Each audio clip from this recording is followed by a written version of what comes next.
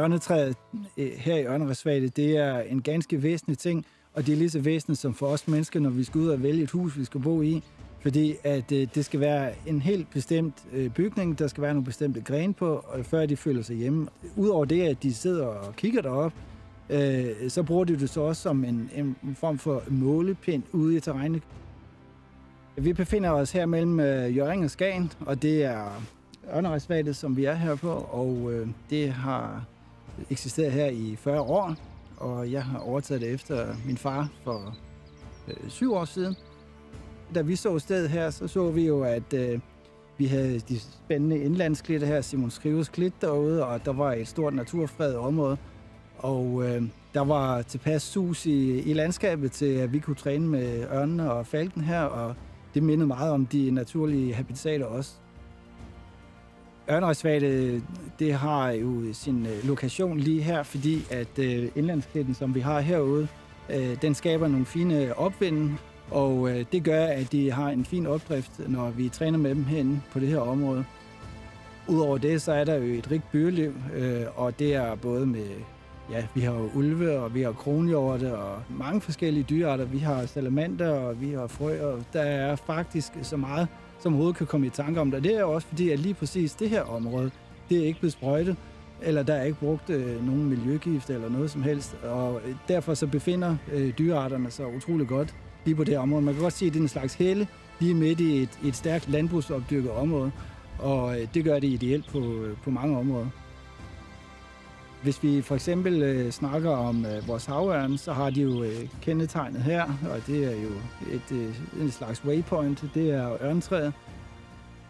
Når vi kører ind imod en storby, så kender vi jo også de store tårne og sådan noget, og store høje bygninger. Det samme for en ørn, og den ser det her meget markante træ ude for terrænet, så flyver de ind imod det, fordi de ved, jamen det ligger i forhold til der, hvor vi er, og det ligger også i forhold til et sted, hvor de kan lande med sikkerhed og sidde i fred og ro.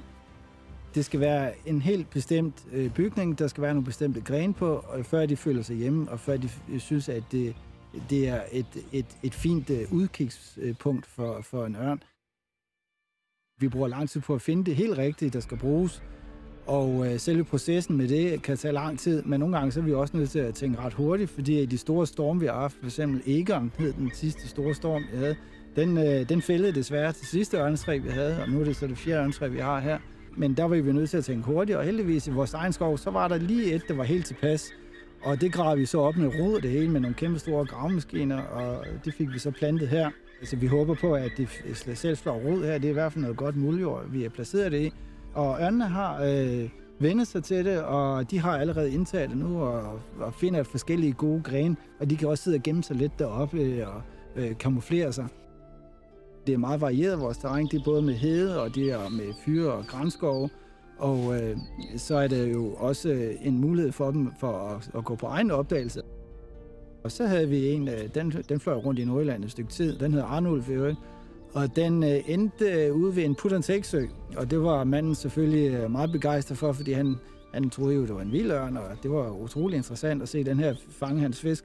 Men på et tidspunkt, så kunne han jo godt se, at der må jo være et eller andet menneskeligt, der har været en menneskelig kontakt med denne her. Og så kunne jeg jo godt se på vores optegnelser og vores GPS, at det var jo selvfølgelig vores, der sad der. Og så jeg jo Arnulf sad der, og han skulle demonstrere, da jeg kom derud, at den skulle demonstrere foran mig, at den kunne sagtens tage sådan en fisk. Og den fløj så ind med en fisk og landede ved siden af mig med en stor, fin fisk.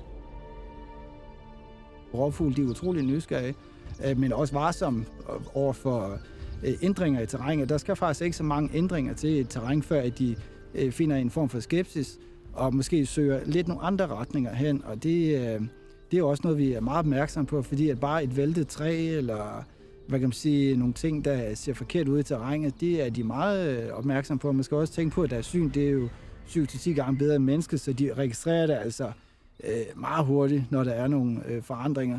Og alene det gør jo, at deres sanser er mange gange stærkere end menneskets, og de resonerer mere over det, end mennesket nogensinde vil kunne komme til at gøre. Så der er de på forhånd med mange af deres overvejelser omkring flyvningen.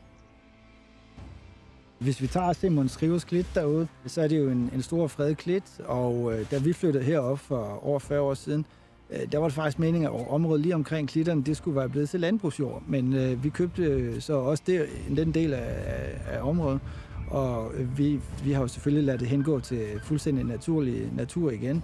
Og nu bruger ørnene det aktivt, fordi at der er mange gode opvinde derude. Det er jo klitter, der er 15-20 meter højere. Det er jo en ganske fin højde for dem, og det skaber noget fint termik derude. De bliver meget varme om sommeren, om foråret. Så det er en fornøjelse for ørnene at flyve rundt omkring dem. Og udover det, så er det jo også et rigt dyreliv omkring den, og der er mange interessante arter, som holder til omkring klitterne, fordi at det er en vigtig biotop at faktisk at have klitter, og det hører også til vores naturlige landskab. Klitten har ligget der i mange hundrede år, og er en del af området, Skagens Odde-område. Så det er vi utrolig glade for og stolte af at have sådan noget interessant natur lige her ved siden af os.